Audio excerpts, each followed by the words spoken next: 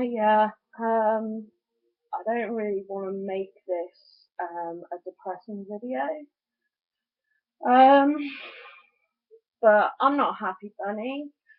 Um, I know why this is. It is definitely because I've started amitriptyline.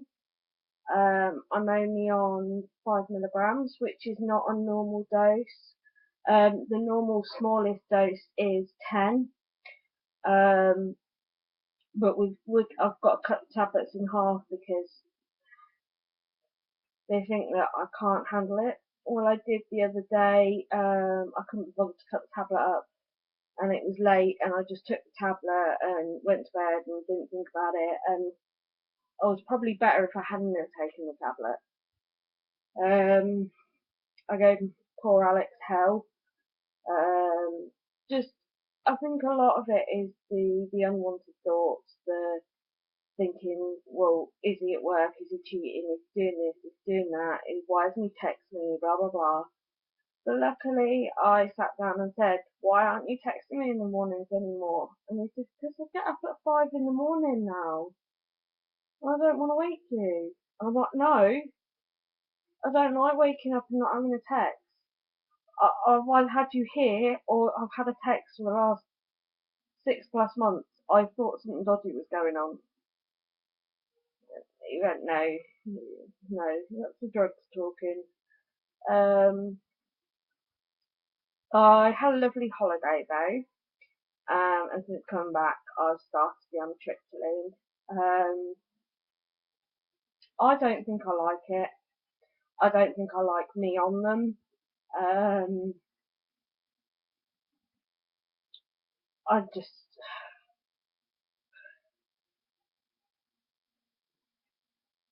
um, I'm just not happy bunny. I'm getting the 8 hours sleep. Well, I got 2 nights of 7 hours sleep. The first 2 nights I took them, and now it seems they're not working. They're not helping me to sleep. It doesn't help that somebody, my little pussycat down here, has brought a bird in the last 2 mornings in a row. It's not impressed me much because it's like 6 in the morning. Um, so maybe it's just I'm a grouch bag because I haven't had 8 hours sleep. Um, I just feel shaky. I know I'm not shaking, but I feel shaky. Um, I'm gonna give it a good 2 weeks, I think, 2 to 3 weeks. Um, but I'm not gonna up myself onto the tens. I do not think that is a wise idea. Um, and then if the amitriptyline doesn't work, we're gonna try and put me onto pyramate. Um, yeah, maybe as long as they don't go to a high dose, I'll be fine. But so in short, I'm really moody, but I had a great birthday. It's now been over 2 years since I've had my shunt. My eyesight is still perfect. So, well, it gets a bit blurry at points if, like, I overstrain, but as a rule, my eyesight is 20/20, so the shunt has done its job. I'm just still plagued with just my body does not want to work, and it's because I'm too fat. And I do recognise this. I am huge, and